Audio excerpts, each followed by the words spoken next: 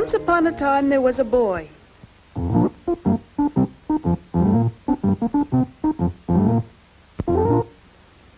Hi.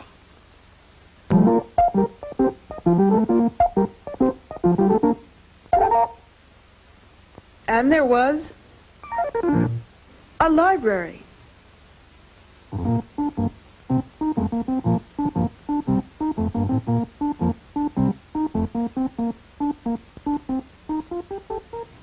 Shh! He's going in to look for a book.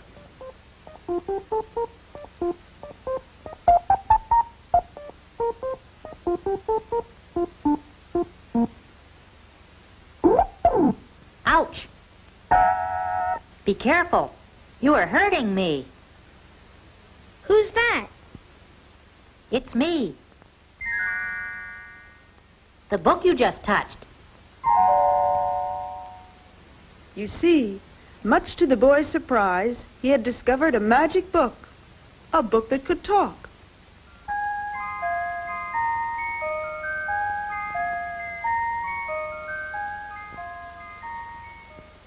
The book was all about dinosaurs and looked very exciting.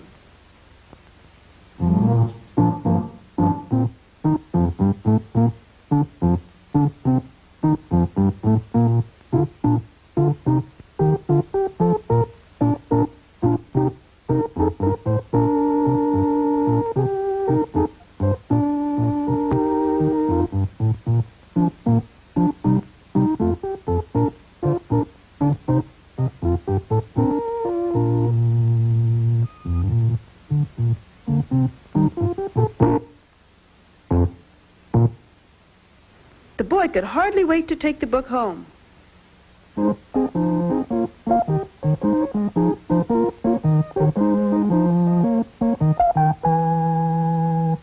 Don't forget a bookmark, What for? so you won't ruin my pages by bending down the corners.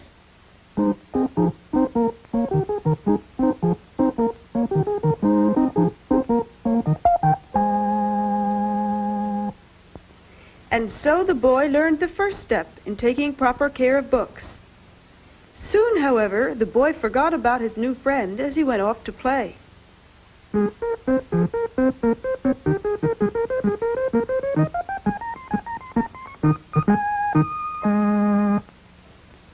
But suddenly there appeared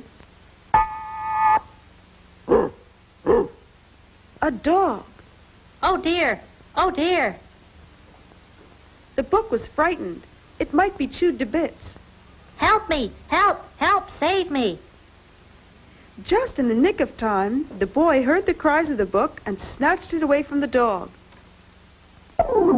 That was a close one.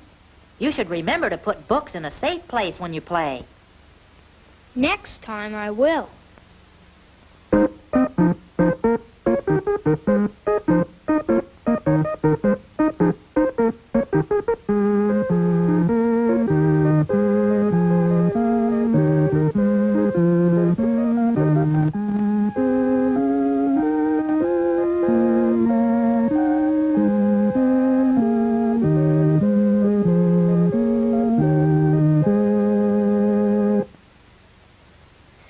I guess I'll read for a while. Wait. Look at your hands. If there's anything I can't stand, it's being smeared with gooey frosting. Gosh, I'm sorry. I guess it's not such a good idea to eat and read at the same time. You might enjoy it, but think of poor me. I want to look nice as long as I can. Please wash your hands before you touch me. And so the book had shown the boy another step in caring for books properly.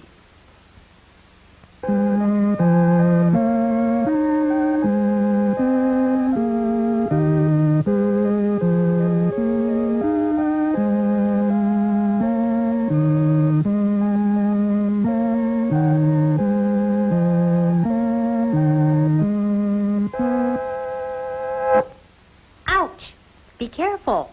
You are being too rough. The boy then held the book more carefully in both hands. But just as he was about to turn the page, The book stopped him again. Please turn my pages from the corner instead of from the middle.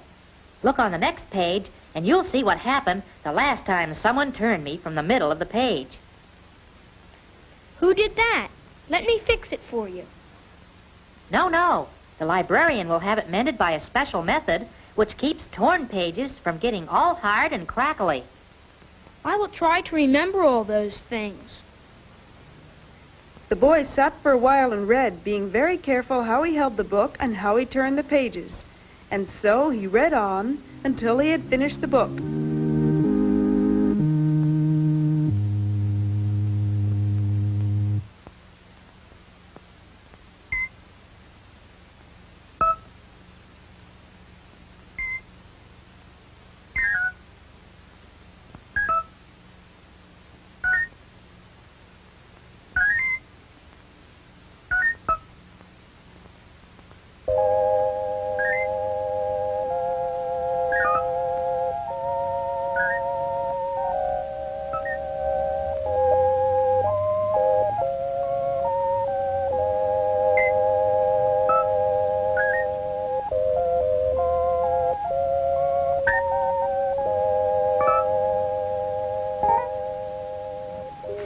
When the day came for the boy to return the book to the library, it had started to rain, so he went to get his raincoat. What about a raincoat for me? Raincoat? For a book? Why not? I wouldn't last long if I got soaked. I'll put you in my school bag.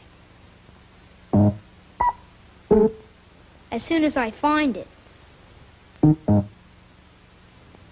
Ah, here it is. Now you'll stay good and dry.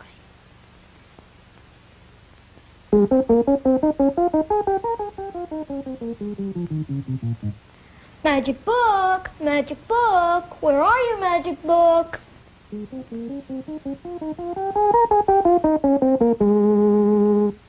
No, naughty boy.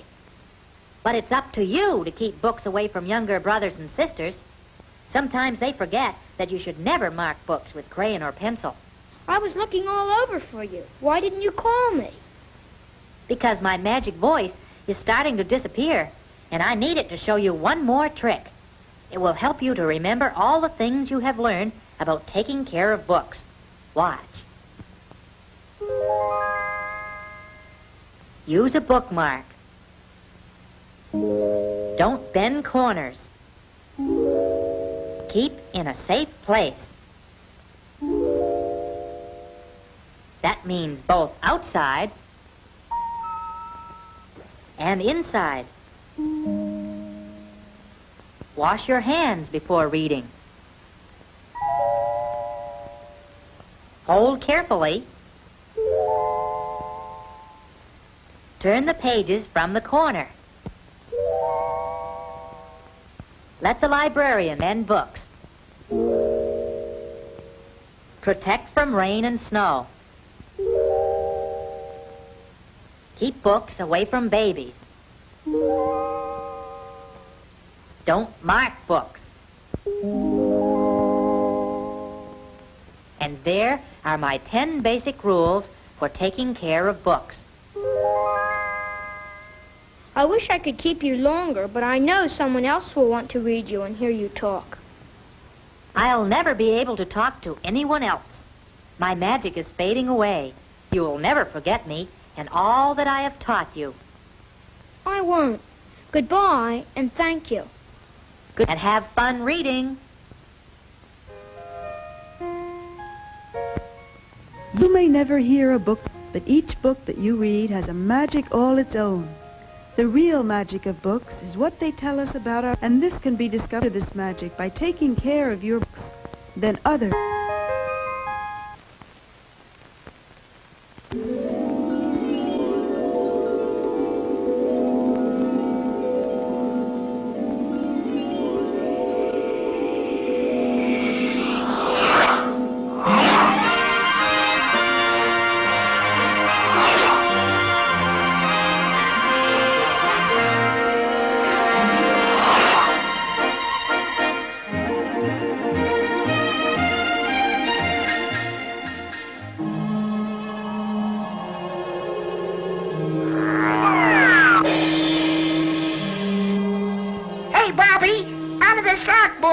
This is our big day.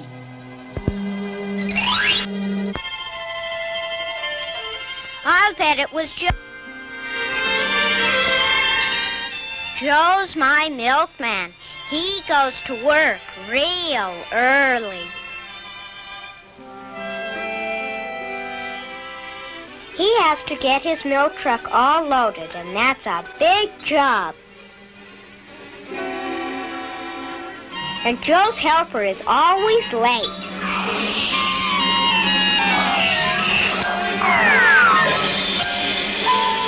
You see, he comes from outer space, and he's always zooming around looking for ice cream.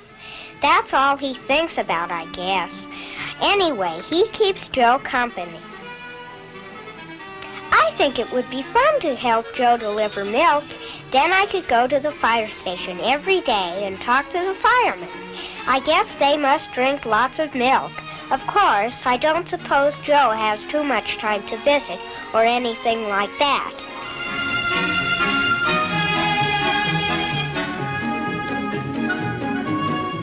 Maybe in the morning the policemen aren't so busy and I could talk to them. They drink milk with their lunch because they really have to be strong.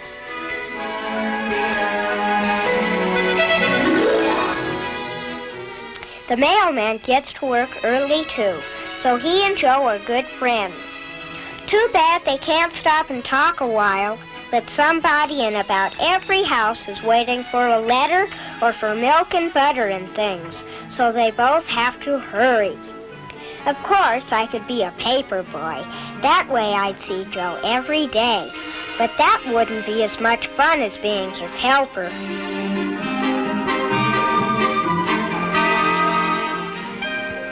I asked Joe to come to our schoolroom today, and I left a note so he wouldn't forget. I hope I wrote it plain enough, but Joe would remember anyway.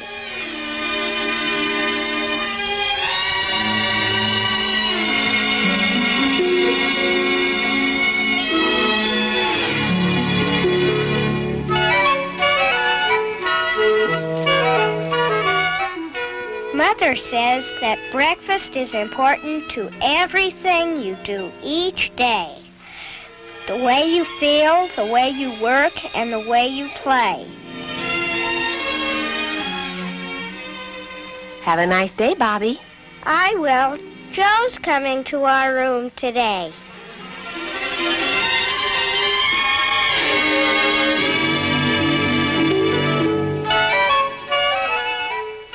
Even though I always eat a good big breakfast, I never seem to get enough milk.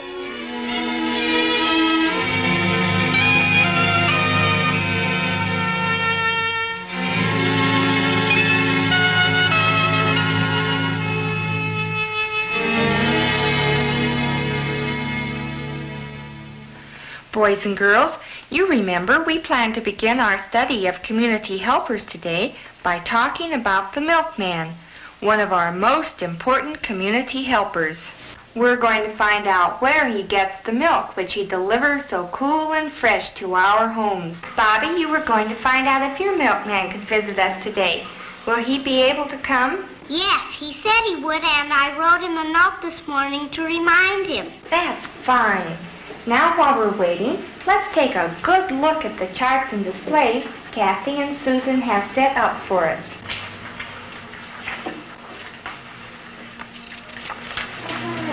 Of course, we all know that the story of milk is really the story of the cow, a wonderful living milk factory that makes one of nature's best foods. The cow eats grains and grass and somehow turns them into the milk that we all like and need. This picture shows the food that a good dairy cow would eat in a year's time, and she would also drink plenty of water. There are different kinds of dairy cows. Perhaps you would like to learn their names. This is the Holstein. They are black and white. The first cows of this kind came from Holland.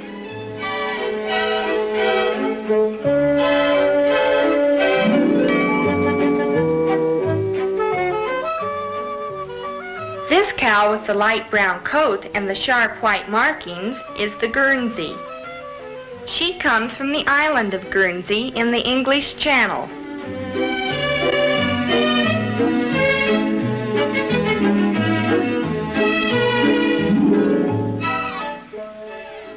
The Jerseys come from another island nearby.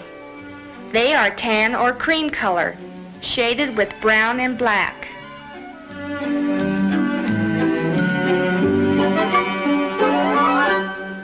Here is an Ayrshire. The first cows of this kind came from Scotland.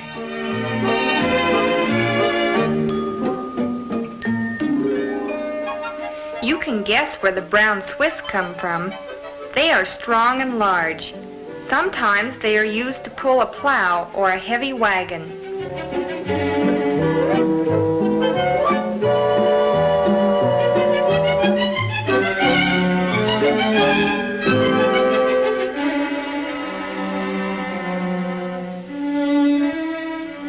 No matter what their names, the dairy farmer likes them all, and they all give fine, good-tasting milk. There are other animals on dairy farms. If you lived on a farm, you could have fun with all kinds of baby animals, like this baby Shetland pony. He knows where to find his dinner.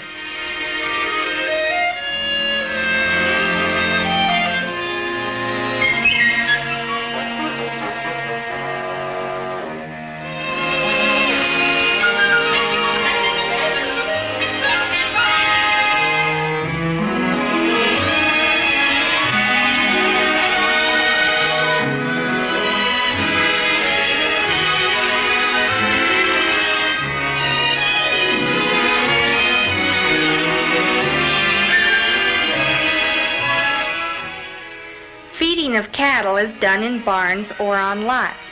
Cows need a balanced diet just as you do to stay healthy and to give good milk. They eat hay and green grass in the pastures, and the farmer also feeds them enough mixed grain to balance their diet. There is a lot of work on the dairy farm, and the children help all they can.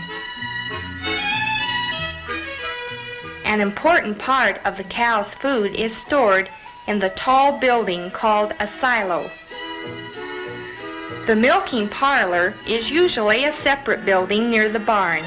Here the cows are milked every morning and evening. They file into the milking parlor to be fed grain and to be milked. The milker carefully washes the udders before he attaches the electric milking machine.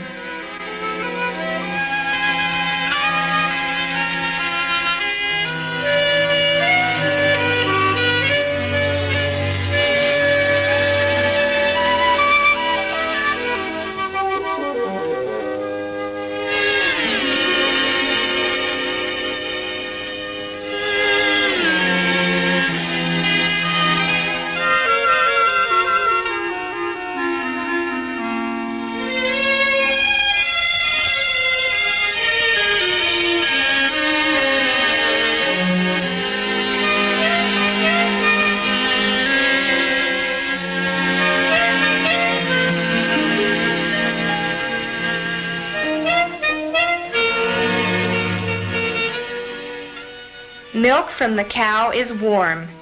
It flows through stainless steel pipes to a storage tank where it is cooled. Milk is always kept cool and clean and covered, ready to be taken by truck to the dairy plant in the city. Oh, and while we were talking about the farm, look who came in to visit us.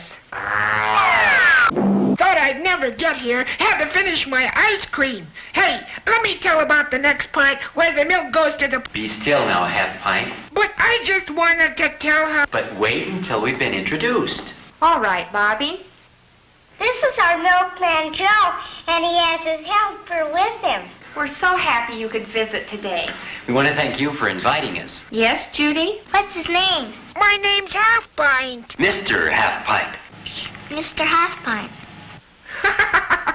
I'm I'm Mr. Half-Pint from outer space, from the Milky Way, and I like to ride in a rocket ship, and boy, even better, I like to ride in a milk truck and help my old friend Joe here deliver milk. Joe is okay, boy. He sure talks a lot. Way up there in the Milky Way, there are miles and miles of milk and... Now that's enough, Half-Pint, because we've been asked to come and help tell the story of milk, how it's processed and bottled so that we can deliver it to people's homes. But first, let me do my quick milk drinking vanishing trick, okay? Your magic milk drinking bottle is right over here. Good. There are lots of ways to do magic. Why, most boys and girls make milk disappear at every meal. That's right, Half-Pint, because drinking milk is one of the best ways to make it vanish. Here's your magic string, Half-Pint. Is there okay? We'll put the other end in the bottle. All set? Okay, Joe, here goes.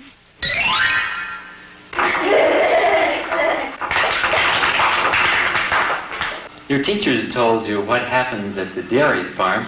Half-Pint and I'd like to tell you about what happens to the milk after it leaves the dairy farm. Now, it's pumped from coolers into a transport tank that's a lot like a great big thermos bottle. This keeps the milk fresh and cool on its way to the milk plant.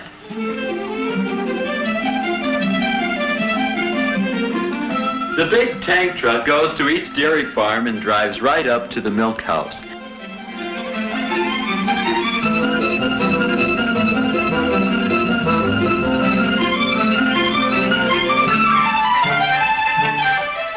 The driver connects a clean, sanitary hose right to the cooler in the milk house, and the milk is pumped into the tank truck. After the tank truck is filled, the driver delivers the milk to the dairy plant in the city.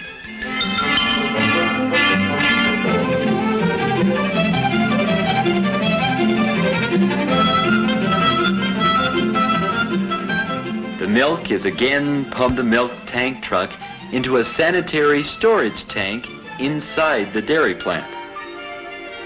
Samples of milk are taken from the milk tank truck and also from bottles of milk in the plant.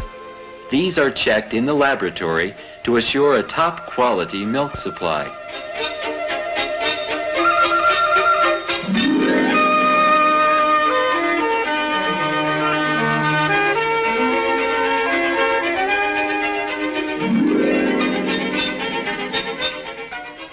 The milk is kept cool in huge storage tanks until it goes to the high temperature short time pasteurizer, where it is heated and then cooled again.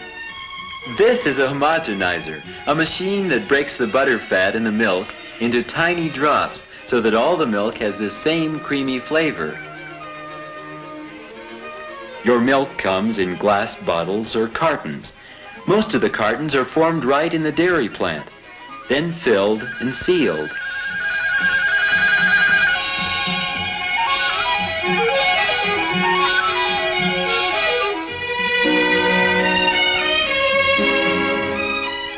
The most fun is to watch the shiny glass bottles being filled.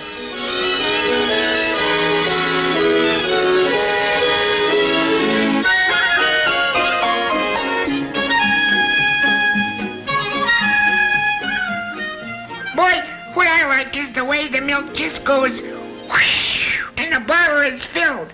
Well, I guess that gives you an idea how the milk plant works. Thank you so much for coming today, Joe. And before you go, do you suppose you could talk Half-Pint into doing another trick for us? Well, if we coaxed him a little... Sure. Boy, I can think of some humdingers. Dominica, Hakta, Saka, Kumalaka, boom! Send Joe's carrier into space. A glass of milk will take its place. I tell you what, let me show you some of the things we find in a glass of milk that make you grow strong and give you lots of pep and energy. Vitamins. That's right. The vitamins help you keep healthy.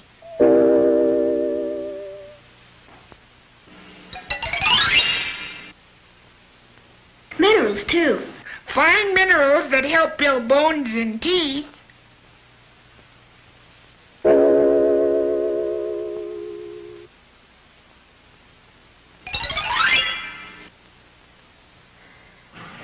vegetarian. Well, especially proteins, boy, that help you grow, grow, grow. No wonder that milk is so good for us. And your milkman brings you lots of other products made from milk and cream. Here's Half-Pint's magic milk bottle. All we need are the magic words. A magic trick as smooth as silk will make 5 glasses for the milk. What other products does your milkman bring to your home or store? He brings us cottage cheese.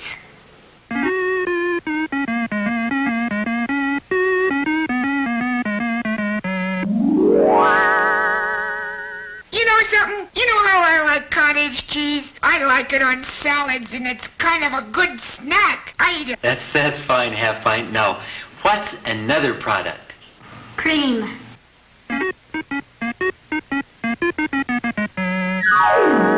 Man, good, rich, creamy cream. Ha ha! I pour big gobs of it over my cereal. That's right, Half-Pint. Now, who can tell us another? Butter. Don't spill any, Joe. Oh, boy, butter. Golden butter that looks like the sun. Good, Half-Pint. Now, who can guess another dairy product? You forgot buttermilk. You're doing fine, Joe. Buttermilk. You know, it's got that zippy, snappy taste. And of course, there's everybody's favorite, ice cream. There's plain vanilla, and some of it's got fruit in it. And there's nuts, and well, all ice cream's good. Especially chocolate. I love ice cream. So do I. Like a strawberry sundae, for instance. Isn't that pretty, Half-Pint? Most delicious merry-go-round I ever saw.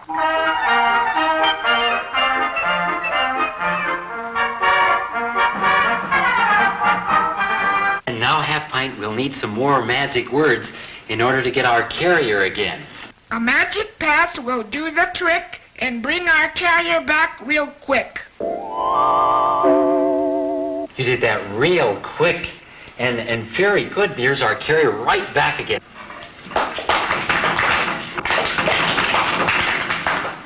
It's time for us to go down to lunch now. And I know one thing that will be on everyone's tray. I bet that'll be milk. I bet it will be milk. We want to thank Joe and Half-Pint for coming to tell us the story of milk. I bet they're ready for lunch, too. I sure am. Boy, I wish I had 16 quarts of milk. You thought I was gonna... You may go now.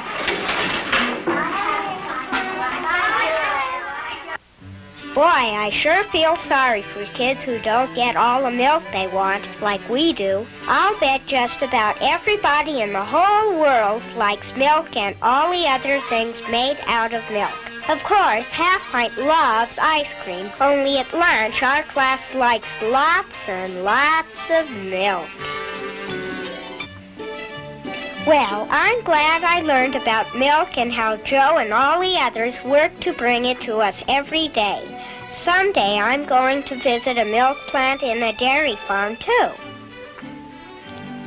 I know lots of people get their milk at the grocery store or the creamery. We do, too, sometimes. But I think it's great when my Milkman Joe and Half-Pint bring it right to the house. Half-Pint is sure a good magician. But Earth's about the only place he can get ice cream. So I'll bet he'll stay around just eating ice cream and doing tricks and never stop helping my Milkman Joe. Goodbye! See you on the Milky Way!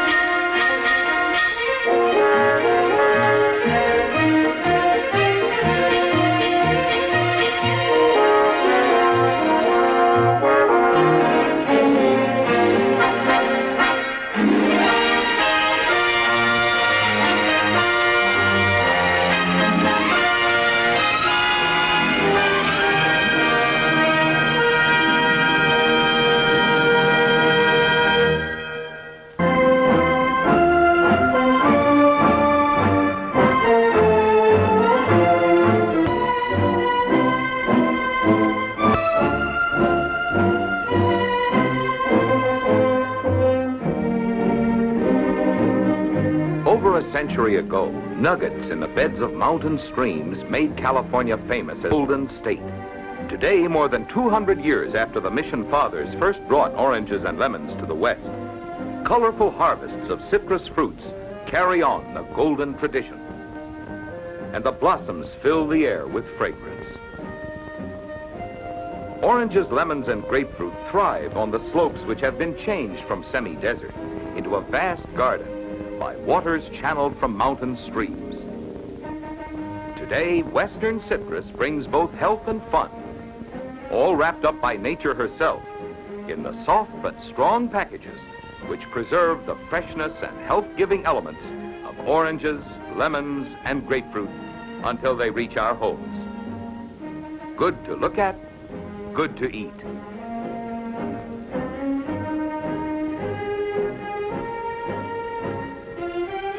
Though a warm climate is necessary to citrus growth, it takes the special combination of sunny days and crisp, cool nights of the western mountain regions to give the fruit its golden color and rich flavor.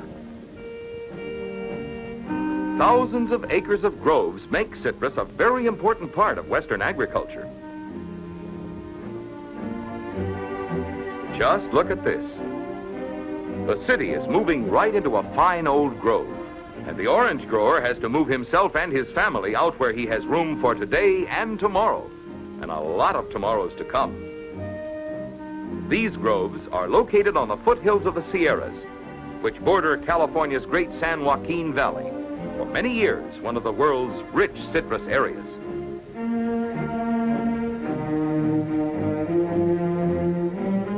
There are two major kinds of oranges in the West, so ripe oranges are ready the year round.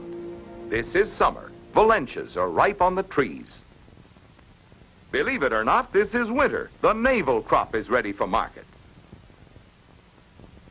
And this is spring. Valencia oranges take more than a year to ripen, so blossoms and fruit share the same branches. And now, these two kinds of western oranges, the Valencia, which ripens in the summer, and the navel, which is picked during winter months, both get their completely natural brightness from ripening right on the trees. It takes from 4 to 5 years to bring an orange grove into production. Just getting the land ready for planting is a big undertaking, carried out with large equipment. The land is cleared and leveled.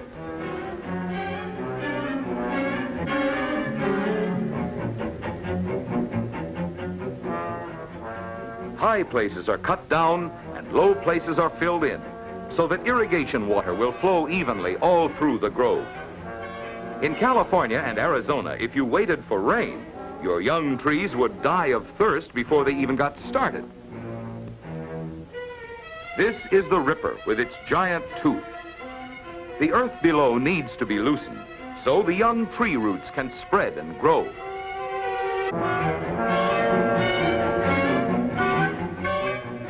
One monster pulls, the other pushes.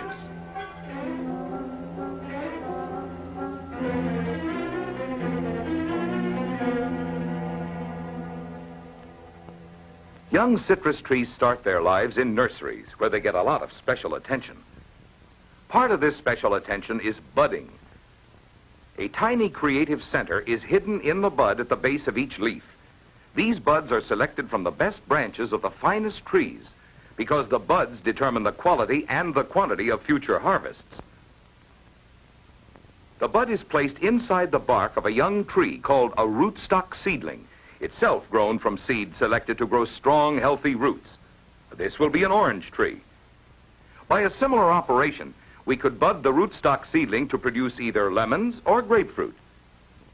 A pocket like a kangaroo's pouch, all ready for the new baby. There. Nature takes over from here. And in a few weeks, this fresh green sprig will become the trunk of the full-grown tree. The top of the rootstock has been broken so that the growth energy goes up into the new shoot. The young trees are finally ready to be set out in new groves. This machine was especially designed for the job of handling the young trees so that the soil which protects and feeds the roots will remain firmly in place. The burlap sack will decay after the tree is placed in the ground.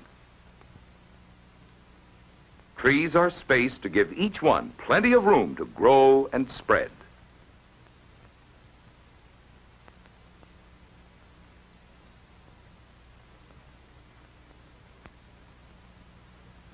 These are much finer trees than those grown in California in the early days.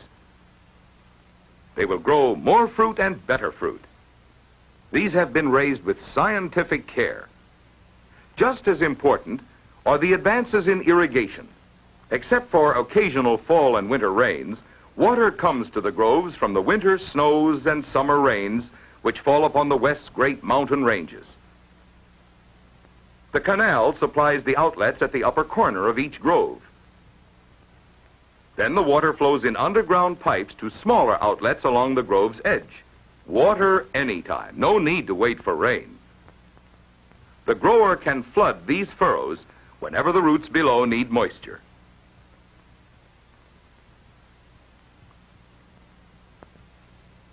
Sometimes in winter, the growers use wind machines to stir up the cold air which might settle in low spots and damage the crop. If temperatures fall too low, heaters are lighted to reduce the possibility of injury. On the coldest nights, the growers work all night.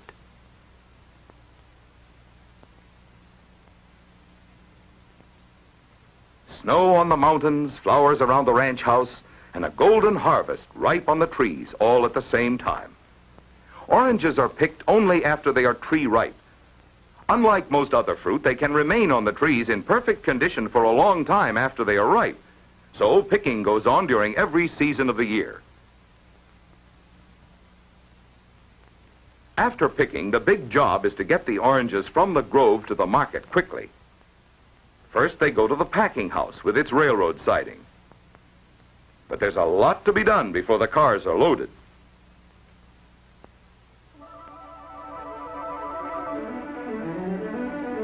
These oranges are about to get the bath of their lives. Warm, sudsy water.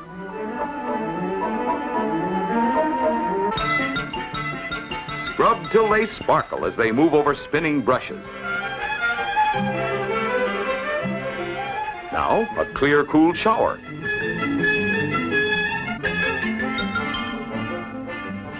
Brass rollers drain off the water. And warm air dryers finish the job. But being clean and bright still isn't enough. Sharp-eyed experts look at each orange to make sure that only the best move along to the cartons which will hold the finest grade. On their way, automatically separated according to size. As you see, getting oranges to market is much more than hauling them from the groves to the neighborhood store. These are skilled workers, and this is typical working speed. A packing house turns out thousands of cartons a day. And now, let's take a look at lemons. Lemons are a very important part of the citrus industry. The groves, protected by windbreaks of taller trees, stretch from the shores of the Pacific to the mountain slopes. In the mild climate near the coast, the lemons grow and ripen the year around. So the trees at any time carry lemons in all stages of growth. Almost every fresh lemon that goes to market comes from California or Arizona. In general, lemon groves and orange groves are planted and cared for in the same way. Winter, spring, summer, fall, any season is harvest time for lemons. Lemons increase in juice and flavor after they are picked. So when they leave the tree, they are hauled to special lemon packing houses for storage. This lemon packing house has 3 storage floors where the lemons will pass their ripening period in fresh coolness. Each floor is larger than a football field. When ready for market, the lemons are brought out to be graded, stamped, and packed. These girls work like a baseball umpire. If a lemon can't pass inspection, he's out just like that, and he might as well not argue.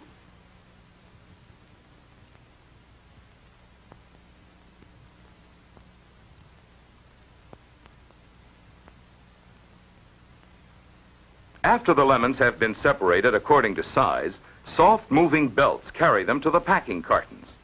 This machine automatically counts the lemons which go into each carton. Now, back at the railroad siding, we're ready to fill the shipping orders. These come in carload lots. The special refrigerated cars each carry about 1,000 cartons. The cars have ice compartments at each end. The fruit stays fresh and cool all the way to market.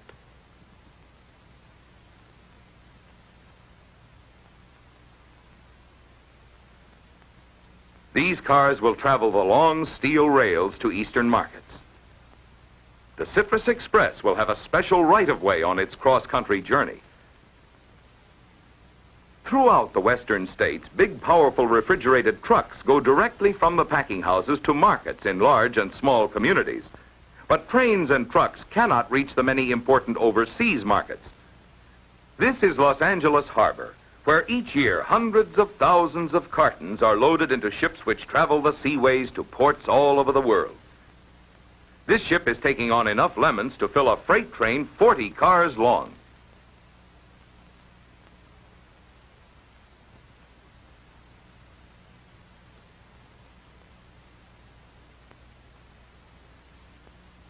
This, of course, is an American supermarket. This is where most of the western citrus harvest is sold. Store displays attract the shoppers. Brother, sister, mother, all with the same idea. Into the bag. Next stop will be home, and that will be close to the end of the journey. For this orange, this is the end. But this is what oranges were grown for. Full of flavor and full of vitamin C, and full of protopectins and bioflavonoids. These are very big names for very tiny but very valuable health guardians, which are abundant in the meat of fresh citrus fruits. Health from nature's own attractive and delicious foods and drinks. Freshly squeezed fruit juices are a delight, summer or winter. But there are dozens of other ways to use fresh lemons. A little lemon adds a lot of flavor to many foods. Oranges and lemons are like sunshine in winter. They make any time fun time all through the year, and they are always as close as your neighborhood store. In the West, oranges, lemons, and grapefruit ripen in the all-year sun, and the fragrance of the groves reminds us of the days when the Spaniards first brought lemons and oranges to California. Citrus growing and marketing has become a big industry. Citrus production will continue to increase because more and more millions need more and more fresh, healthful fruit everywhere. The growers plant thousands of acres of new groves each year.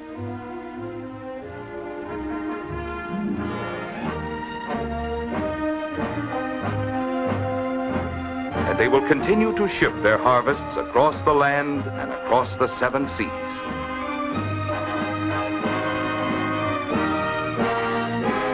Beauty and health from a land of sunshine and golden fruit.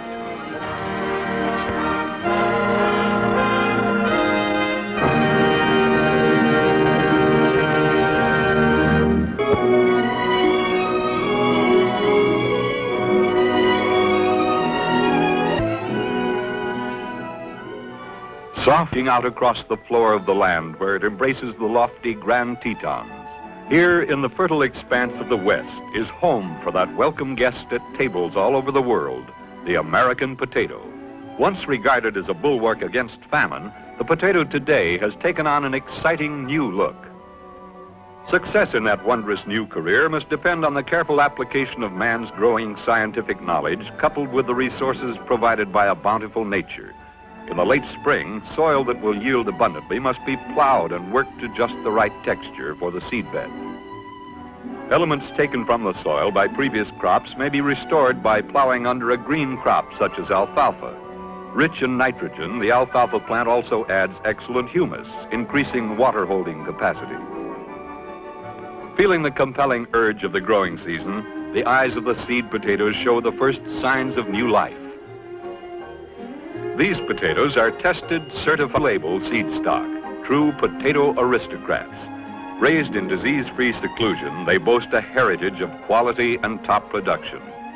No longer a tedious hand chore, cutting seed potatoes is a mechanized operation, as these escalator cups take the tubers through the blades, which cut them into the required number of pieces. The larger potatoes usually are cut into 4 pieces, while the smaller ones are cut in 2. Each piece, of course, will contain at least 1 eye. A quick bath in a disinfectant, and they are ready for planting.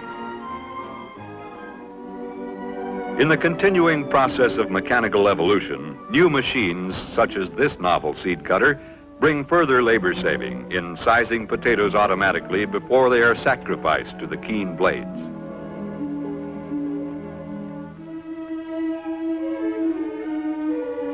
A truckload of 7 tons of blue blood seed is being positioned for the elevator, which will send a flood of seed into the planter bits. The 2-row planter swings into action across the smooth seed bed. With mechanical precision, the seed pieces are planted at the right depth and spacing. A giant of the field is this 4-row planter, which carries large quantities of commercial fertilizer in its copious bins, as well as uncounted sacks of seed, which in this case are loaded by hand, with a sack on top of each bin for good measure. Fully loaded and ready for action, the planter sets its blades into the soil and moves out across the waiting field, leaving its furrowed wake in testimony of the magic placed beneath the surface of the ground. A cutaway view shows thin bands of seed for future nourishment.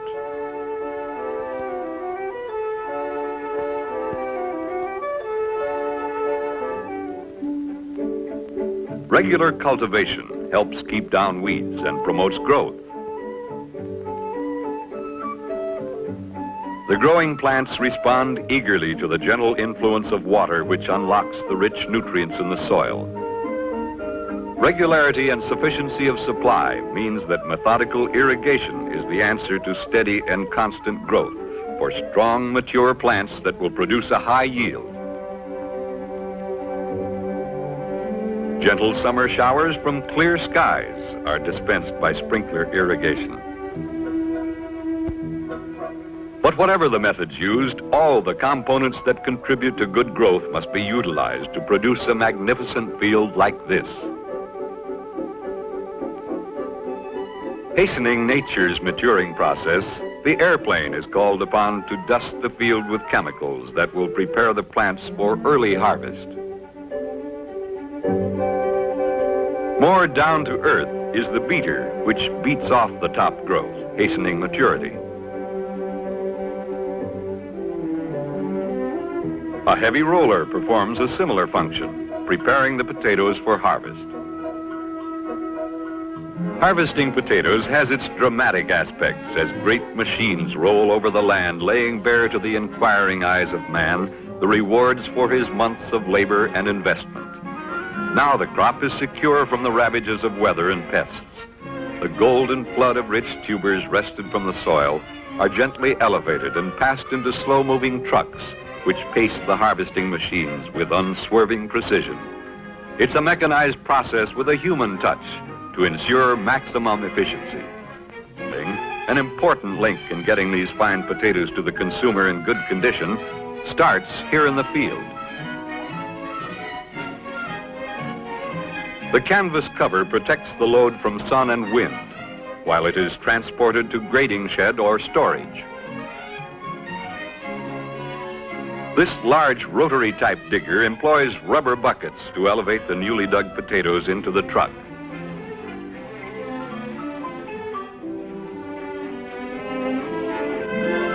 Methods of harvesting vary in different sections, but any method that harvests potatoes with a minimum of damage is satisfactory. Authorities are generally agreed that a market potato is only as good as its storage facilities. Potatoes are stored in some areas for many months in these semi-underground caverns before reaching a waiting market. Potato cellar construction is featured by heavy timbers and concrete walls. Roofs are insulated with a layer of baled straw, later covered with soil. Most potato storages are practical rather than elaborate. Adequate insulation assisting in keeping a uniform temperature regardless of outside heat or cold is the objective.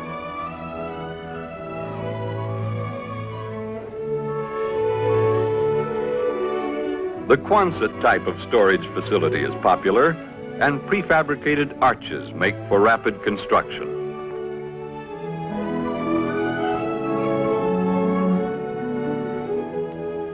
The finished building of this type is often covered with metal sheathing, which, properly insulated inside, provides an underground type of storage above ground.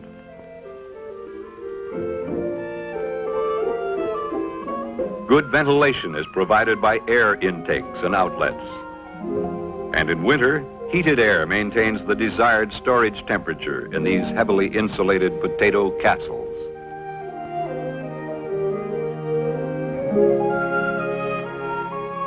Potatoes treated with a sprout inhibitor contrast with untreated tubers that are robbed of their nutritive values. This clever machine literally digs the potatoes out of the storage bins, and the flow of tubers along the belts and into trucks waiting to take them to packing sheds is symbolic of the almost constant flow of potatoes to markets all over the country the year round.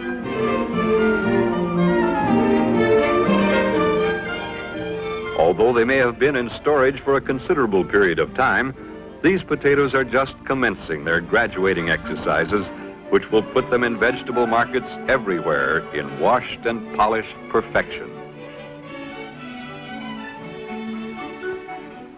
Quickly transported to the grading plant, the potato begins an adventurous career that starts with a good bath in pure water. Not a particle of soil is left on the tubers by these searching sprays. With shining faces, the potatoes travel along endless sorting belts where undersized or bruised specimens are removed. This particular lot is destined for the fresh market. For additional glamour, they receive a thin coating of wax and a polished job from whirling brushes before ascending on this rubber-covered escalator to the automatic sizing machine, which, with a sort of mechanical frenzy, sees to it that potatoes of the same size wind up together.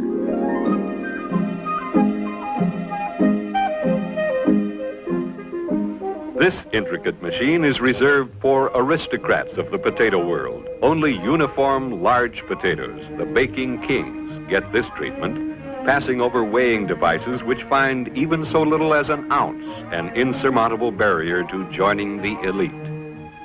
This somewhat different machine weighs the potatoes as they pass along the belt, and hidden plungers push smaller ones aside, permitting only the cream of the crop to continue on their way.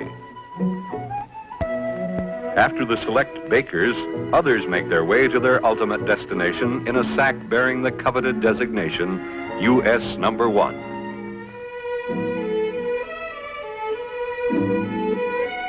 Potatoes are graded according to size and appearance. This golden stream is headed for the familiar 10-pound bags ordinarily found in every progressive vegetable department. Potatoes once sold only in bulk or in 100-pound sacks. Today, good packaging not only enhances the appeal and salability of potatoes, but has enabled the housewife to buy them in quantities suited to her needs. Polyethylene bags in the 5-pound class add a modern touch and are handy to carry home.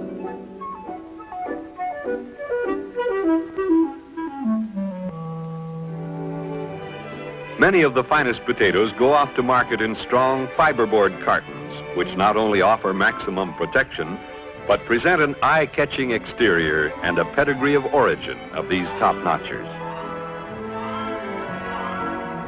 Right on up the endless transport they go, through the door and roll across into waiting Pacific Fruit Express refrigerator cars. Stacked with precision, it will be only a matter of hours until this car and perhaps 100 others like it will be speeding east behind Union Pacific diesels. Back in the packing plant, the aristocrats that weighed the most and looked the best are approaching the peak of their career. The rubber rollers impose their will on every tuber and place proof of its heritage right on the skin of this super baker, which may wind up elegantly displayed through a picture window with 3 of its mates. Neither lack of size nor lack of uniformity have any bearing on the goodness that lies beneath the skin of the potato. While the more handsome members of the family go blithely off to satisfy the demands of the fresh market, less glamorous members of the potato world are prepared in such a great variety of ways to conform to 20th century living and eating habits.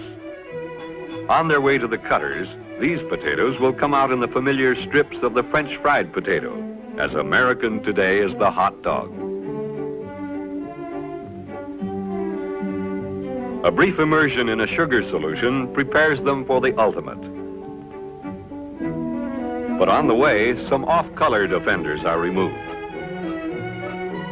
Cascading off the drum into temperature-controlled frying oil produces a partially cooked French, only browning in a deep-fat fryer to produce those tasty golden strips.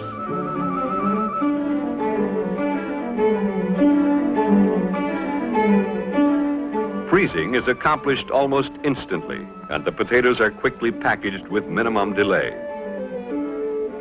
These large packages go into cartons for the restaurant trade.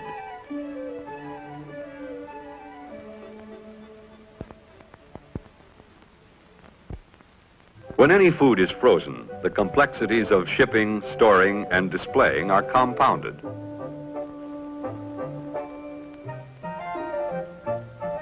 Some of man's greatest ingenuity has been called into play in solving the problems of dependable transportation of frozen products. These mechanical refrigerators will transport frozen foods at exactly the desired temperature, day in and day out, across thousands of miles, in an engineered and finished interior's perfect delivery of a perfect product. Speed is essential in loading frozen products, and forklift trucks give added versatility in moving the cases from cold rooms and enabling rapid loading where loading docks are not available. Once the car is loaded and the door tightly sealed, contents will retain their original frozen quality on a journey from coast to coast. Actually, the refrigerator car, or reefer as railroad men call it, is a great rolling refrigerator much like your freezer at home. Diesel-driven generators furnish the electricity for the refrigeration equipment, which will maintain any desired temperature from 10 degrees below zero to 70 degrees above. The rapidly expanding increase in the popularity of frozen potatoes and other foods has put a great fleet of these Pacific Fruit Express mechanical refrigerator cars in service on the Union Pacific Railroad, transporting Western frozen products to markets all over the country.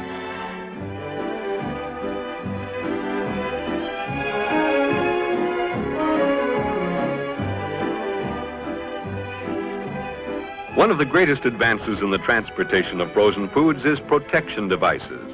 Movable steel doors fit into slots at any desired position in the car. These dividers replace wooden bulkheads formerly used and make it impossible for the load to shift in transit. In addition, loads consigned to different destinations may be segregated by the load protection devices, eliminating the possibility of error.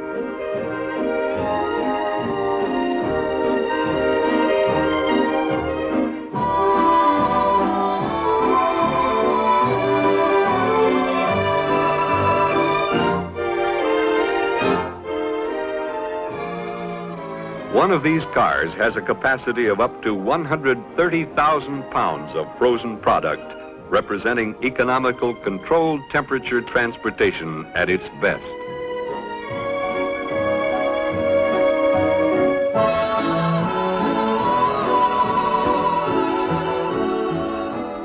When When the massive doors roll shut, the car is sealed and is capable of taking care of itself without attention other than routine inspection for periods of up to 3 weeks. The metal seal guarantees the security of the cargo. A final check by a railroad man shows sufficient fuel for the diesel motor.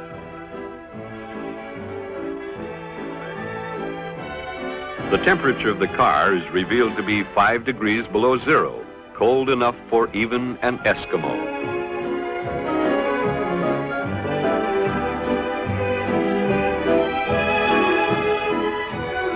"5 degrees below zero is the setting for frozen foods. And the diesel is singing its happy song of continued cold weather inside. These frozen potatoes will stay just as they are now in this rolling marvel of refrigerated transportation until they reach their destination.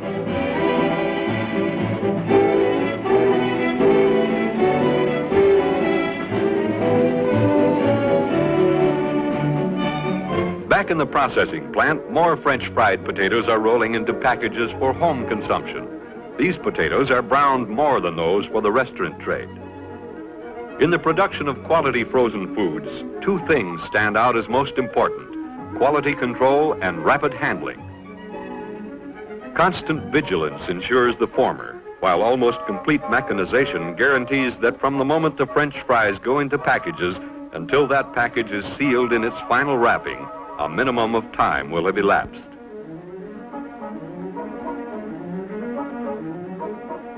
Mashed potatoes have taken on a new look too. The processes by which dehydrated potatoes are changed into the magic powder that gives us those creamy, fluffy mashed potatoes almost in the wink of an eye are many and varied. No matter whether the product comes as a delicate flake or a potato powder, the final result will be the same, as millions of taste-loving Americans will testify. Restaurants, too, have discovered this shortcut to one of America's favorite dishes. And these large cans are filled for the restaurant trade in this scene of orderly, mechanized confusion.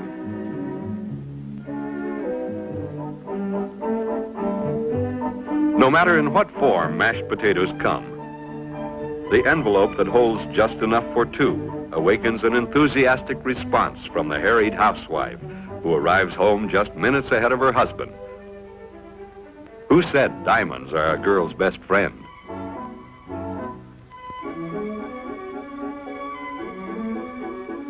Sliced, dehydrated potatoes create another time-saving form for this ancient vegetable. Only the water has been removed. In order to unlock the latent goodness, one has only to restore the water and cook briefly.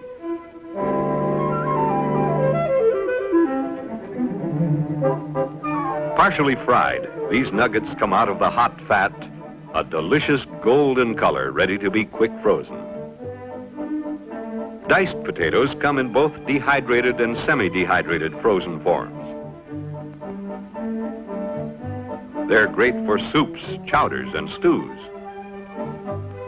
Like golden popcorn, these fine particles of dehydrated potatoes are tailor-made for a variety of purposes in a wide variety of tempting dishes. Always paramount in the minds of potato processors is the idea of making their product convenient for the housewife. This unique machine has a searching eye that eliminates off-colored particles of diced potatoes. And as a last check, this guardian with a vacuum tube picks up any stragglers that may have eluded the eye. The familiar potato chip comes in a variety of forms and flavors today. Its crispy goodness has made it a universal American favorite.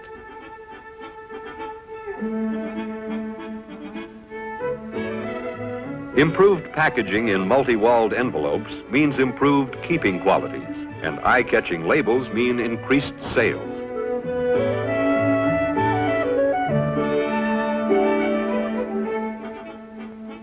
The quality control laboratory of the potato processing plant is the nerve center that governs product uniformity, and ensures the continuance of that special flavor you like.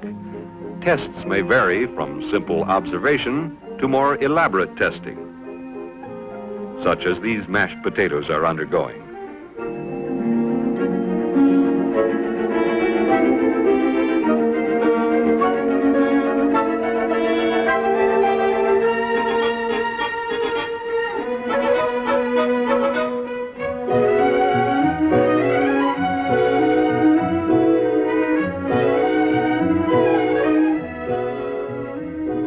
Other tests, starch content or protein level. But whatever the tests are, they are all pointed toward one common end, to further enhance the goodness of an already excellent product. Nothing beats a fine, fresh potato, and the endless displays in the vegetable departments in supermarkets across the nation are concrete testimony to this fact. Modern packaging provides eye appeal and better home storage, but there are still people who like the simple display of bulk potatoes or their individual selection by eye and by touch. No vegetable approaches the potato when it comes to processing into a variety of finished food products that staggers the imagination and promises a thrill for the taste buds. To this natural advantage is added the creative craftsmanship of packaging engineers and artists who combine shape, color, and design to produce unlimited sales appeal. Lightening the preparation work of the housewife in enabling her to produce tasty meals with a minimum of kitchen work, the many forms of processed potato contribution to modern living. Their is virtually automatic in the continuing promotion of brand names that represent the expenditure of millions of dollars in progressive research to produce quality foods that lead the world in excellence. If you like the complete protection afforded by a can, you'll find a wide variety of potatoes in favorite forms that will keep virtually forever. All the variety of preparation and excellence of flavor supplied by man's ingenuity would be without avail but for the miracle that takes place under the skin of the humble potato. Here are encompassed the unqualified virtues of flavor and nourishment that have placed the potato in a class by itself and in the glamorous present with modern science have given us the new look in potatoes.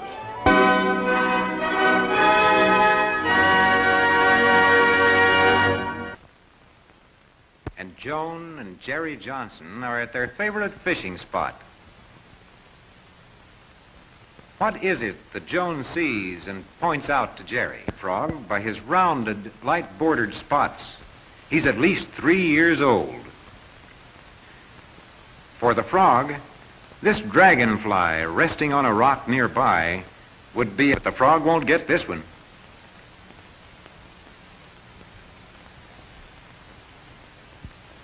One of the fishermen seems to have a bite. It's Joan's line.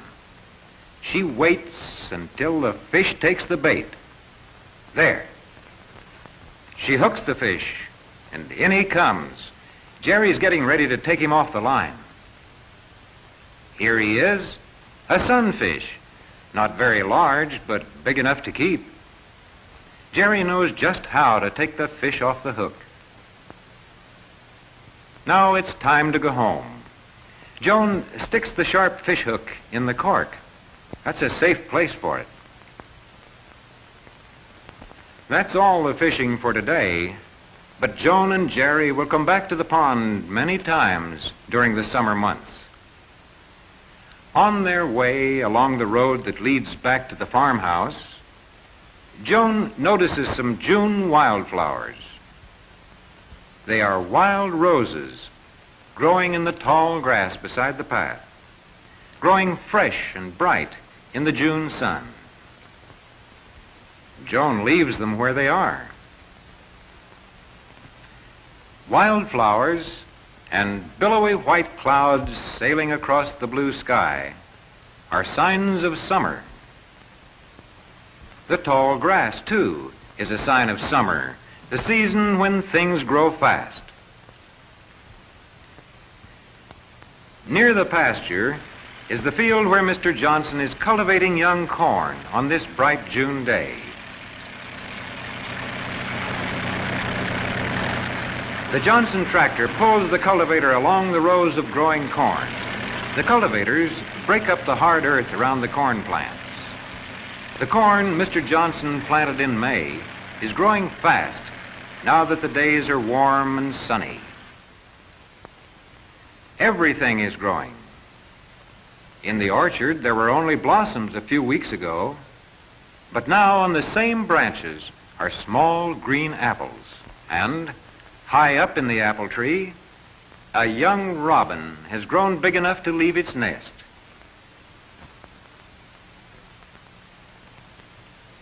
It's fun to watch things grow, and things grow fast in June. Joan and Jerry are happy to be living on a farm in summer.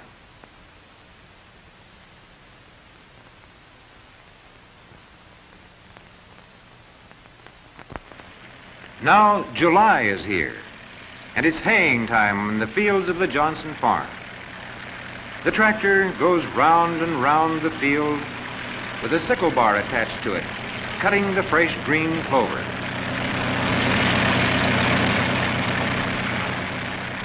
The clover is left on the ground to dry in the warm summer sun. In another part of the field, the hay is already dry enough to be loaded onto the hay rack. While Mr. Johnson works on top of the rack loading the hay, Jerry drives the tractor. This is one of Jerry's favorite summertime jobs.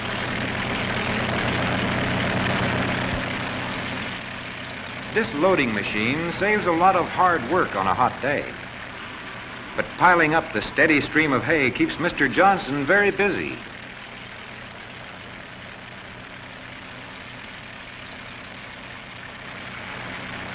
Now the load is high enough to take to the barn. This hay will help feed the Johnson cows and horses and sheep next winter. Other feed for the stock will come from the corn now growing along the road that leads to the barn. The corn has grown fast in the summer sun. Young ears with their plumes or silks have already grown out from the stalks. It makes Mr. Johnson feel good to see his corn crop coming along so well. If the corn gets the rain it needs, there will be a good crop this year. While Jerry and his father are busy with the hay, Joan is in the garden cutting a bouquet of flowers for the house. These zinnias are just right for the dinner table.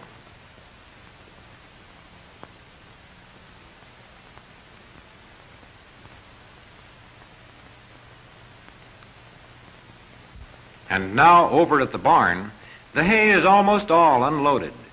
Mr. Johnson puts the big grab fork into the hay. The rope on the fork runs up and through to the other end of the barn, where it is fastened to a team of horses.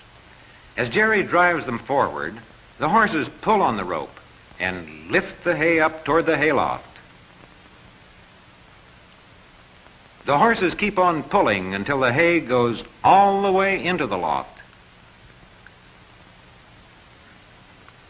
Now it is August, and here are Joan and Jerry picking blackberries in a patch near the woods. Later on, Joan will help her mother make pies and jam and jelly from the berries. Black ones that are ripe and juicy, and red ones that haven't ripened yet, grow side by side on the bushes. Some of the berries will never get to Mother's kitchen.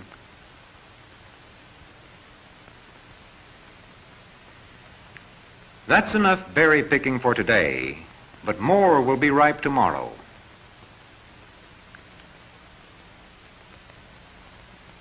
On the way home, Joan stops to look at something on a bush along the path. It's a butterfly with orange and black wings.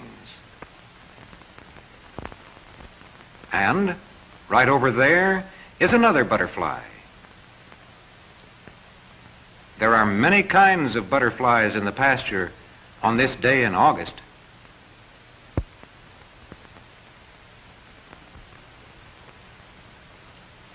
late summer flowers are growing along the path to the house. The one Jerry picks is a kind of sunflower.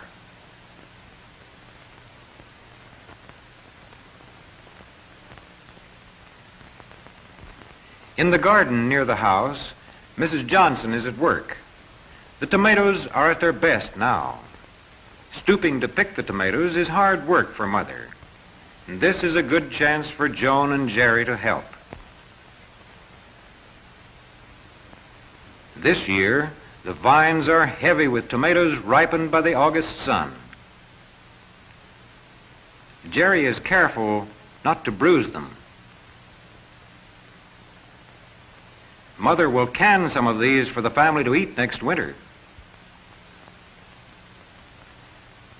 Over at the edge of the garden where the tall red flowers grow, Joan is surprised to see a big garden spider. It looks ugly, but the garden spider isn't poisonous. The spider's web is its home, and it is also a trap for the insects the spider eats.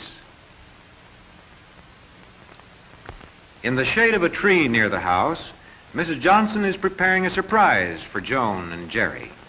Joan! Jerry! Joan and Jerry leave the garden and start for the house. This is the first ripe watermelon of the season. It was grown in the Johnsons' own melon patch and cooled in the cellar. When a melon is ripe like this, it cracks open easily. How red and juicy it is. No wonder Joan and Jerry come running. With a sharp knife, Mother begins to cut the melon into long, thin slices.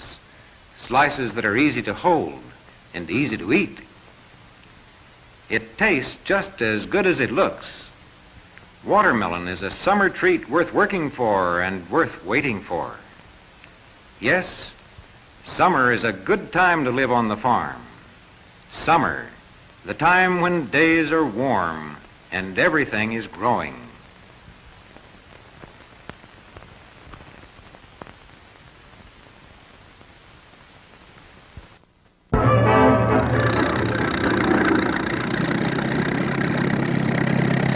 Farmers live and work in the country, but they depend upon the city, just as people in the city depend upon farmers. This is Farmer Don Moore. He is a carrot farmer. Farmer Don lives in a modern house. Daily deliveries from the city bring to his home the morning newspaper, fresh milk for his family, and other things that are important to him, like the mail.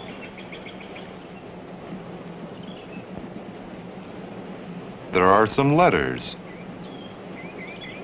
a magazine on modern farming, and Mother shopping news.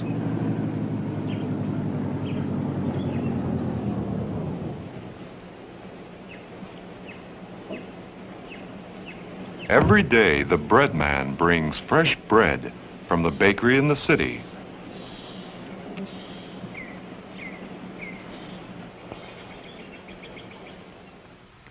Farmer Don does not raise the food his family eats. He grows carrots only. He sells his carrot crop to the city and buys what he needs. Farmer Don and his family like living and working on a farm. To grow his carrot crop, Farmer Don orders many things from the city.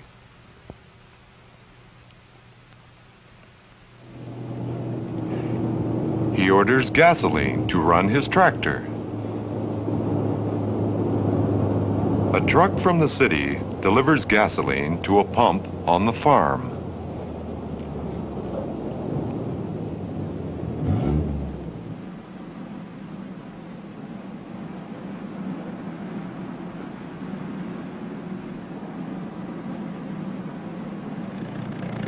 Farmer Don uses modern farm machinery that was made in a city.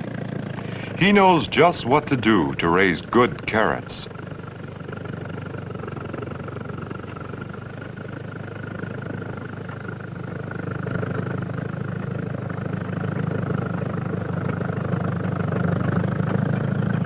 He must first plow the ground.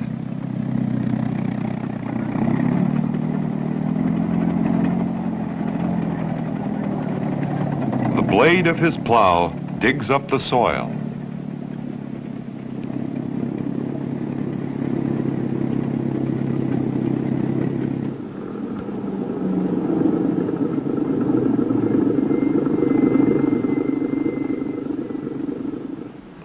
A truck from a seed store in the city delivers carrot seeds to Farmer Don.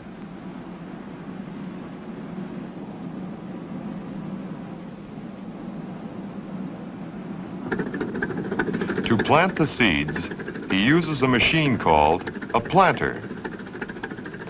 The carrot seeds are put into hoppers. The seeds will drop from the hoppers into the ground.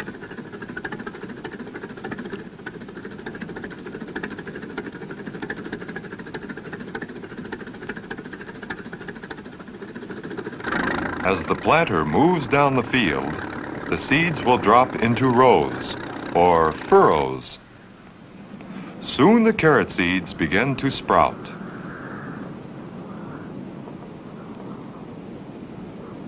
Finally, they grow into big carrots, ready for harvesting. Farmer Don needs help to harvest his crop. He phones the Farm Labor Placement Agency in the city to ask for harvesters. It takes many people to pull his crop of carrots out of the ground. The carrot tops are broken off, since these carrots will be sold in packages.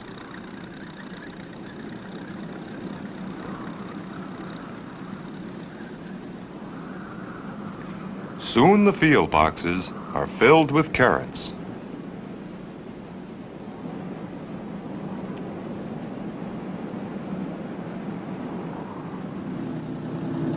Trucks from the packing plant arrive at the carrot fields to pick up the crop and take it to the city.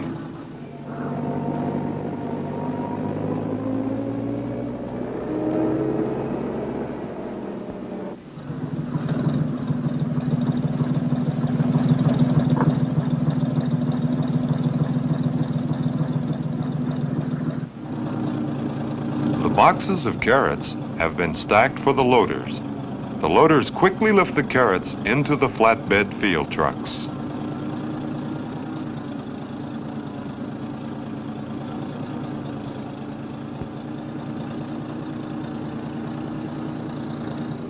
Farmer Don always enjoys harvesting time. Soon his crop will be on its way to the city packing plant.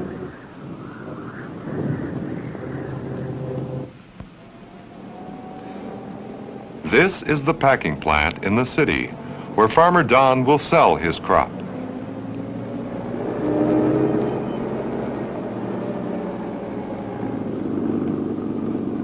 Farmer Don comes to town in his pickup truck. He arrives at the truck docks of the plant.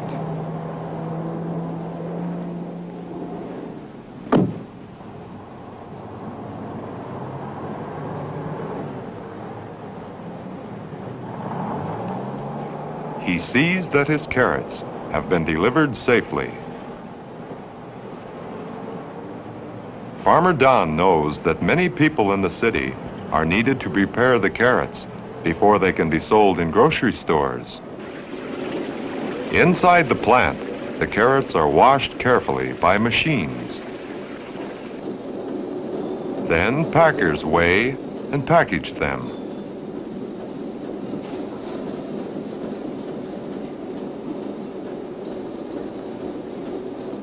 Crate packers put the packages into crates.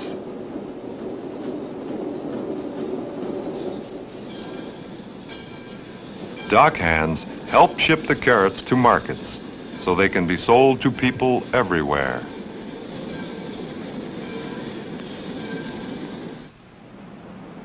Farmer Don is paid for his carrot crop.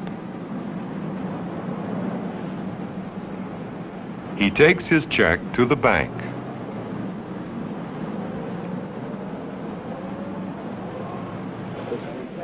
At the bank, he draws out some money to buy what he needs in the city.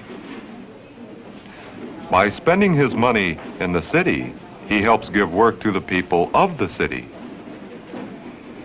He uses some of his money to buy things at the department store. He buys bath salts for Mother and shirts for the boys.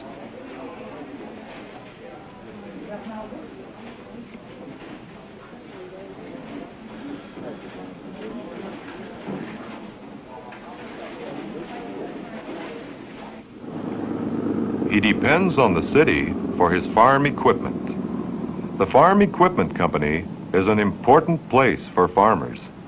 Here they buy the machinery they need to help them grow their crops. Farmer Don asks for a new blade for his plow.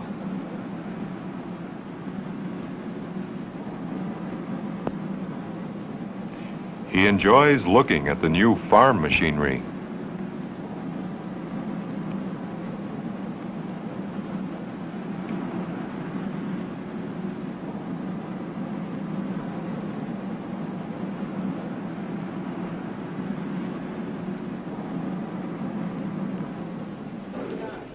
Mother has been shopping for groceries at the city market.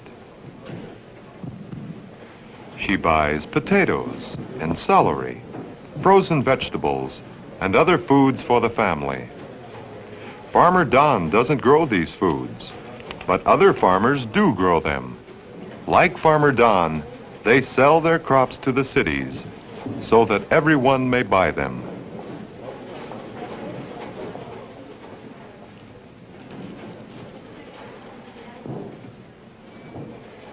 Farmer Don joins Mother to help her take the groceries home.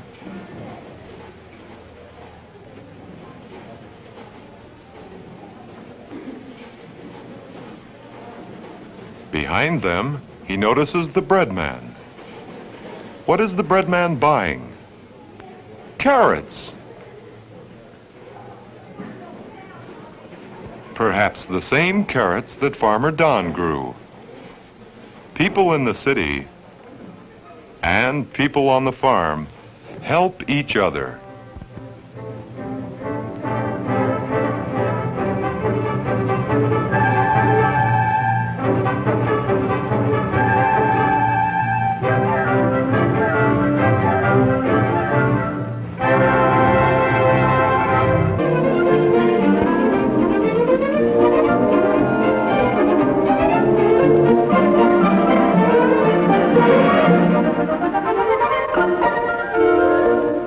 Here is a city with tall buildings.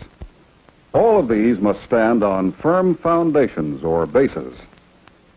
Mr. Brown, the architect, is showing Sally and Jim how a building must be planned with a strong base. The base is extremely important because if the base or foundation is weak, the whole building is weak. This is the reason that much time is spent on the base before a building is actually constructed. Concrete, which is used in a base, must have exactly the right amount of sand, gravel, and cement for proper strength.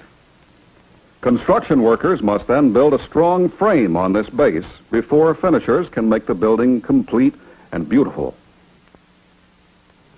So a great many people work together to meet the architect's requirements. When Mrs. Brown plans meals, she does not work alone either. Farmers must tend the crops carefully to provide the vegetables, fruits, and grains she needs for her menus. Dairymen must have immaculate equipment so that the milk, butter, and cheese are clean and safe. Poultrymen must have reliable sorting and checking equipment so eggs are fresh for marketing. Professional fishermen spend long hours on the oceans to bring fish and seafood to the table. Farmers and ranchers must meet rigid animal inspections and government regulations so that meat will be clean and wholesome. All these foods must be carried to market by refrigerated trains boats,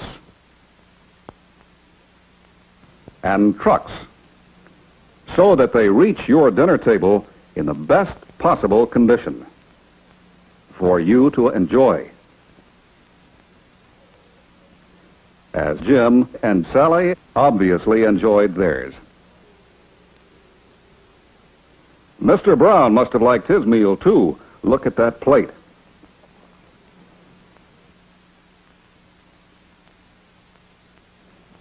Mrs. Brown uses her 4 food groups chart to plan meals each day. The chart shows her that these foods are like the base or foundation of a building. Foods from each group every day help build strong, healthy bodies. Here are the foods in Group 1, the milk group. Have 3 or 4 cups or more of milk every day, especially for calcium, phosphorus, protein, and riboflavin. Cheese and other milk foods can also supply some of these nutrients. Group 2 is the meat group, which includes beef, veal, lamb, pork, liver, heart, kidney, poultry and eggs, fish and shellfish. As alternates, there are dry beans, dry peas, lentils, nuts, and, oh yes, peanut butter. Eat 2 or more servings of the foods in this group for protein, which builds and repairs tissue, muscle, blood, the body organs, skin, and other living tissue. Group 3 contains the vegetables and fruits. 4 or more servings of vegetables and fruits are recommended daily for vitamins and minerals and for bulk. Be sure to include a dark green or deep yellow vegetable every day, especially for vitamin A. The citrus fruits in this group give you vitamin C, which you also need every day. Other foods rich in vitamin C are strawberries, papayas, cantaloupe, broccoli, raw cabbage, peppers, and tomatoes. Group 4 is the bread and cereal group. 4 or more servings of enriched or whole grain breads and cereals are recommended daily for protein, thiamine, niacin, and iron. Breads and cereals also help out with other vitamins and minerals and with food energy. Besides nutrients from the 4 food groups, you need enough calories every day for energy to keep your body working right, even when you're quiet or asleep. You need calories also for building and replacing tissues, and for work, and for any activity. Energy needs, or calories, come from the proteins, fats, and carbohydrates you eat. The number of calories boys and girls should have depends upon individual differences, such as how fast you grow, your activity, state of health, age, and body size. This chart shows the usual calorie intake for healthy boys and girls who are normally active and live in a temperate climate. Persons who live in very cold climates, as well as athletes and people who do physical labor, need more calories. These extra calories come from extra servings of foods in the 4 groups, from the extra proteins, fats, and carbohydrates you eat every day. We haven't said much about fats because there is fat in many of the foods you eat. Moderate amounts of fat are necessary for your bodily processes. Fat is also important in helping to build nerve tissue and in keeping your skin smooth. Oh yes, water is vital too. Drink several glasses every day to replace what you lose and to help absorb the nutrients from the foods you eat. You need water also for other body functions.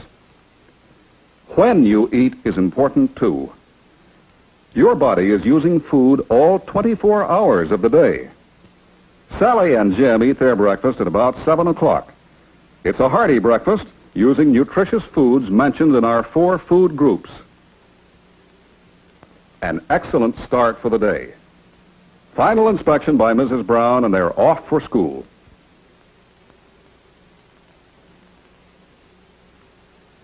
But at noon, they're hungry again.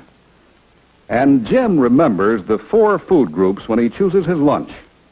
Jim is out for track, and he knows the importance of selecting the right foods.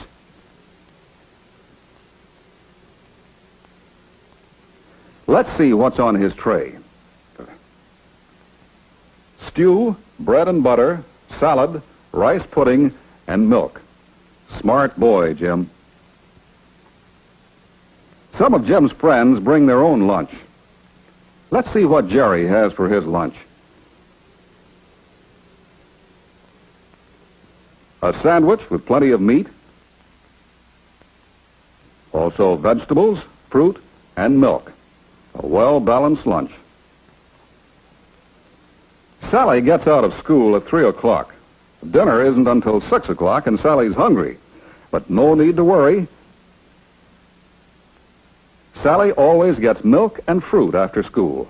A perfect snack. Jim comes home later, and he too would like a snack. Now, Jim, it's too close to dinner time. And dinner is worth waiting for. Meat and vegetables, salad, bread and butter, milk, and fruit cobbler. All nutritious foods from the 4 food groups. Look at Sally's clean plate. And now let's see what the foods from the 4 groups do for you. First, the milk group, which has proteins and the important minerals calcium and phosphorus you need to build and maintain bones and teeth. Calcium helps blood clot and also helps the muscles and nerves act right. The vitamin riboflavin helps the cells in your body use oxygen and helps keep your vision clear. Riboflavin is important also for smooth skin without scaling around the mouth and nose or cracking at the corners of the mouth. Another vitamin in whole milk is vitamin D, which you need to absorb calcium and phosphorus. Sunshine also is important in producing vitamin D in the body. Secondly, the meat group, which in addition to proteins supplies iron, thiamine, riboflavin, and niacin. In your body, iron combines with protein to make hemoglobin, the red substance in blood that carries oxygen to the cells.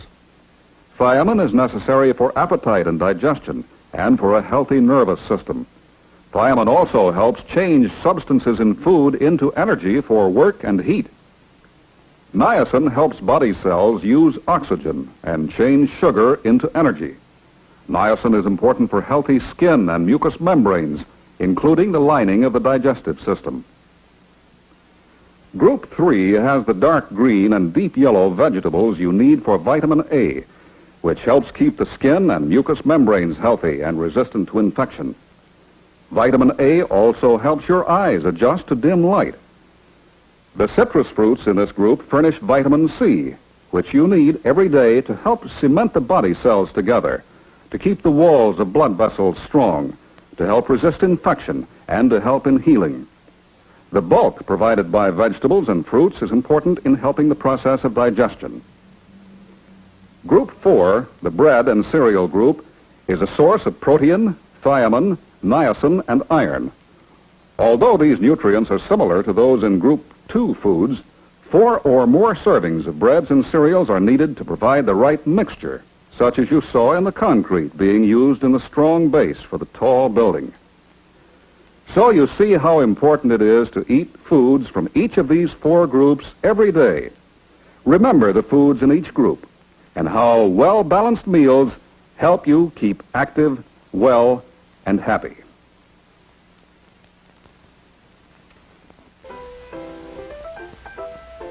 The zoo is an exciting place to visit. The animals are fun to watch. They are healthy and happy in their zoo homes. One day, Tommy and his mother visited the zoo.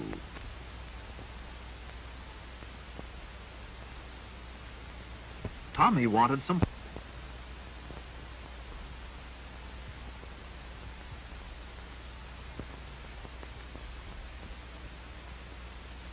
After he bought the popcorn, he took his mother to see the lions. There was a mother lion, a baby lion, and a father lion. Lions live on the grassy plains of Africa. In many ways, they are very much like your cat. They even clean themselves the way cats do.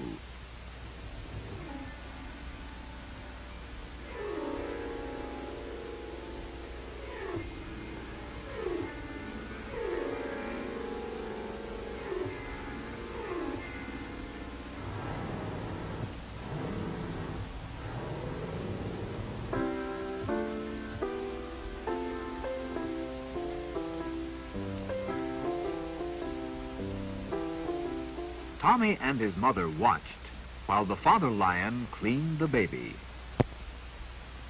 The mother lion helped him.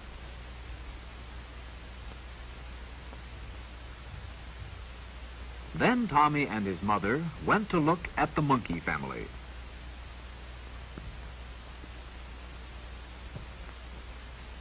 Monkeys live in warm countries, the island of Java. Mother monkeys hug and pet their babies and hold them close.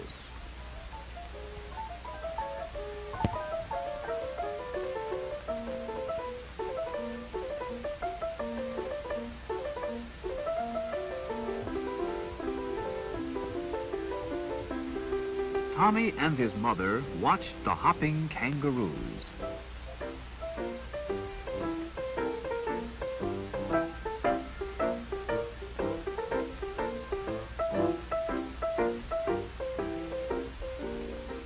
Kangaroos live in Australia. When their babies are born, they find their way into a pouch or pocket under the mother's stomach. There they keep warm and grow big and strong. It's easy for a mother kangaroo to carry her baby with her wherever she goes.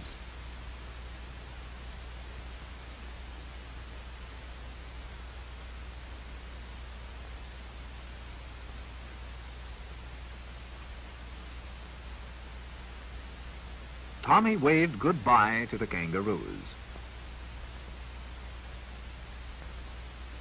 Then he took his mother to see the hippopotamus. The word hippopotamus means river horse. In Africa, where these animals live, they spend most of their time in the water. Little Lotus, the baby hippopotamus, was born in this pool. Even though she is still a baby, she probably weighs almost as much as a big horse.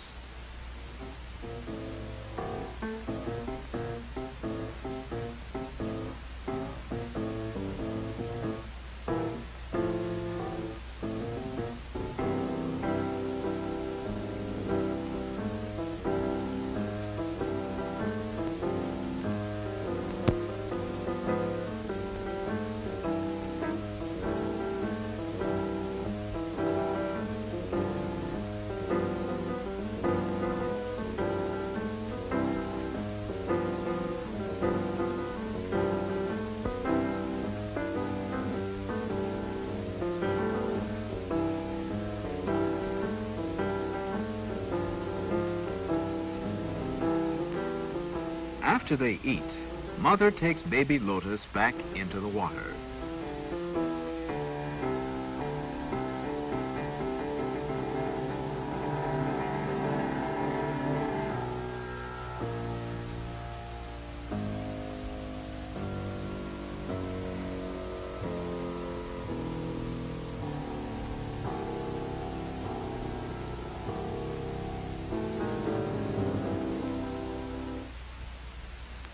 Tommy said, "Let's go now.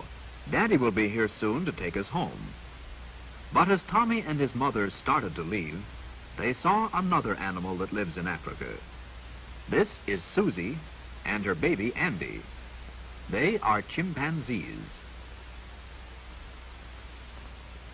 Susie and Andy like oranges, and Andy likes to hang and climb on the walls of the cage.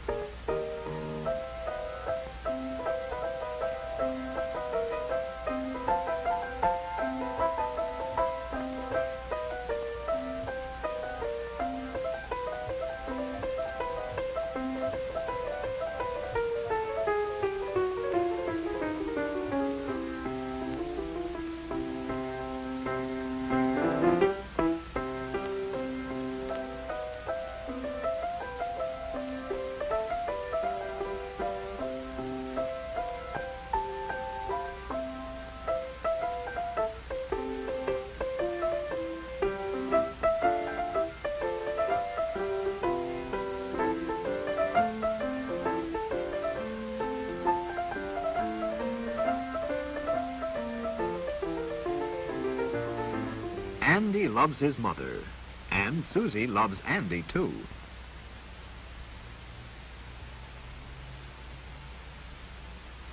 As Tommy and his mother went to meet their daddy, Tommy saw a jungle hen and her babies. The jungle hen was looking for something for her babies to eat.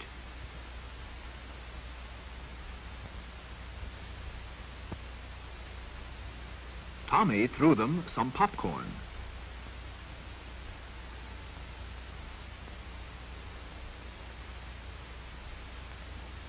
They ate all that Tommy gave them.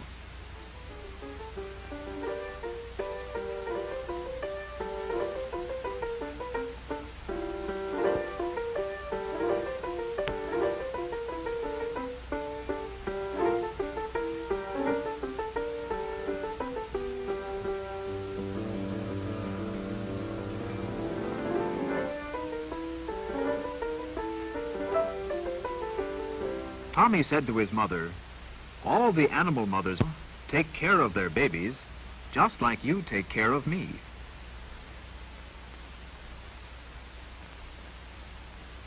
And then he added, "And Daddy takes care of both of us."